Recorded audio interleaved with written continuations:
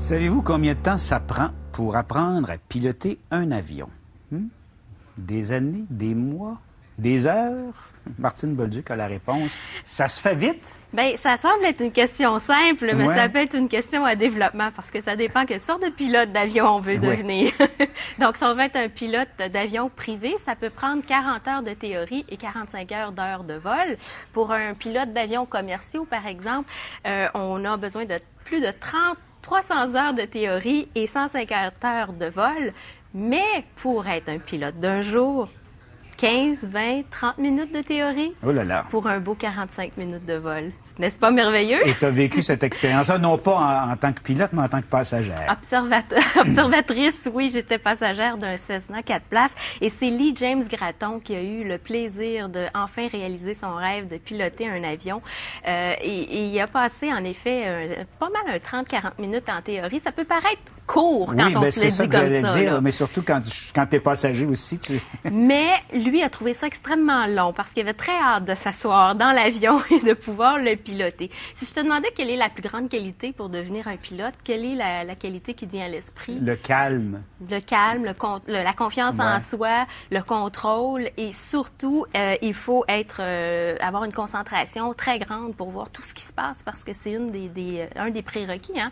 C'est d'avoir une concentration pour vision voir périphérique. Tout ce qui se passe alentour. Donc, j'ai eu le plaisir de m'asseoir. Christian Millette, notre collègue, était le caméraman, donc il était dans l'appareil également. Et ce que je vous propose, c'est de prendre votre envol et de voir comment ça se passe finalement quand on veut devenir pilote d'un jour. Ah ben, voyons ça.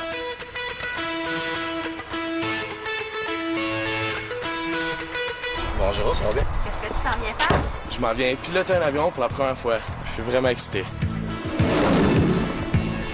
J'avais à peu près 7 ans, puis j'étais allé en hélicoptère avec mes grands-parents. Ils m'avaient payé une ride d'hélicoptère, puis depuis ce temps-là, j'ai juste tout le temps eu le sentiment d'être dans les airs. J'adore. Est-ce que tu réalises que tu vas piloter un avion?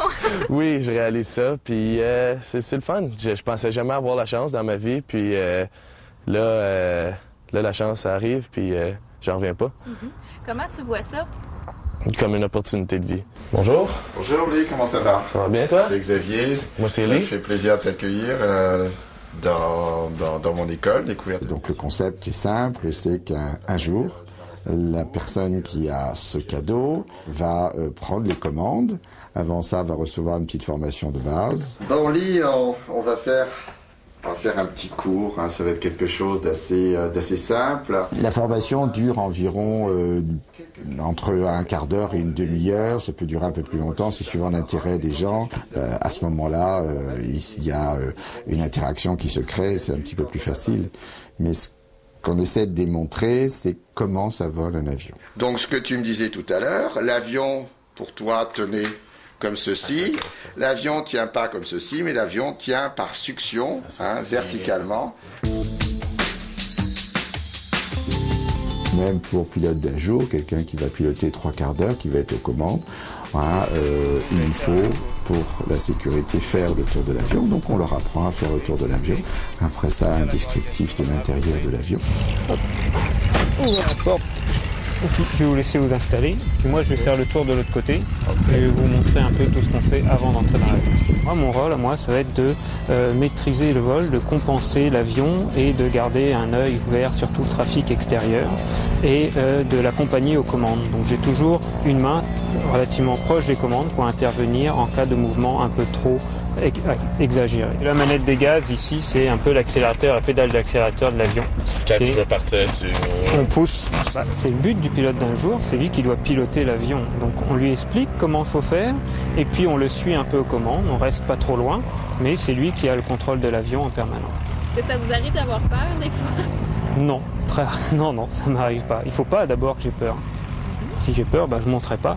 Tu es nerveux, lui? Ouais, un petit peu, là. Il y a un stress, il y a une nervosité, c'est à l'évidence. Il y a très peu de gens, je dirais, qui cachent leur émotion.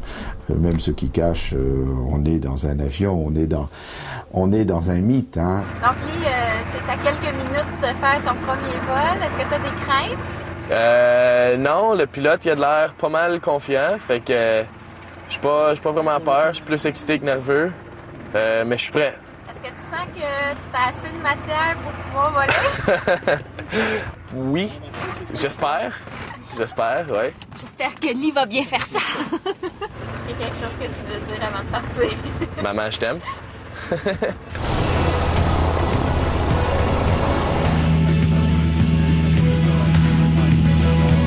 On va lui laisser les commandes qui sont faciles d'accès, faciles de compréhension assez vite. Donc tout ce qui est le manche, un peu les palonniers, donc les pédales au sol pour la direction de l'avion au sol. Est-ce que tu pilotes vraiment, là? Oui, c'est juste 100% à moi. Est-ce que tu profites du paysage un peu, lui? Oui, c'est extrêmement beau. Pour l'instant, ce qu'on va faire, c'est qu'on va suivre la route qui est devant. Okay. Donc on va tourner un peu à droite pour rester aligné avec la route. Vous avez le manche, hein? Moi, je m'occupe du reste des commandes. Tes premières impressions? Malade, fou tête, je sais pas, excitant. Oui. All around, c'était quelque chose. Ça donne-tu le goût d'en refaire? Oui. Oui. Oui. Bon, ben t'as bien fait ça. Pas trop mal au cœur.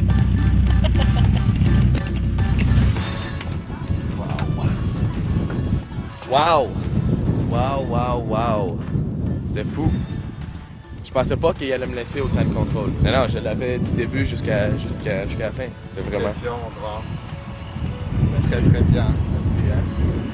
Je me souviens, la première fois, je suis monté dans un petit avion. Lorsque je suis arrivé au Canada, c'était assez émotionnant. Donc, vous comprenez? Oui, tout à fait. Oui. Je l'ai adopté. C'est mon avion maintenant. Je veux pas m'en aller.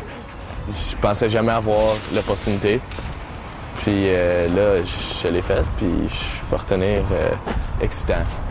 Excitant, mémorable, je l'oublierai jamais. Dit, oh, il n'a jamais piloté. Y a-t-il un pilote dans l'avion? Il faut dire qu'il y en avait deux. Il y en avait un, ça c'était sûr et certain, mais celui qui avait les soi-disant commandes. Et c'est lui là, qui jour. pilotait au décollage et à l'atterrissage. Oui. On dit que c'est les deux périodes les plus Oui, les plus délicates, évidemment, hein? le pilote, le vrai pilote, a toujours une main sur le Ouais, manche et contrôle quand même ce qui se passe dans s'il arrive l'appareil. quoi que ce soit. Si on voit que l'autre perd le contrôle ou que l'autre perd ses moyens finalement, parce que ça pourrait arriver. Ça pourrait arriver. Mais j'avais hâte d'atterrir parce que j'avais le cœur qui commençait à monter tranquillement. Non, mais c'est pas facile un Cessna. C'est un petit avion. C'est pas comme plus sensible à toutes les variations de pression et tout ça. Là. Mais j'ai compris. Avec la formation, j'étais assise, moi, dans le local de formation aussi, et j'ai compris pourquoi il y avait autant de turbulences dans les avions. Ça a été expliqué très clairement. Xavier, qui était le formateur, en fait, nous expliquait que c'était comme une rivière.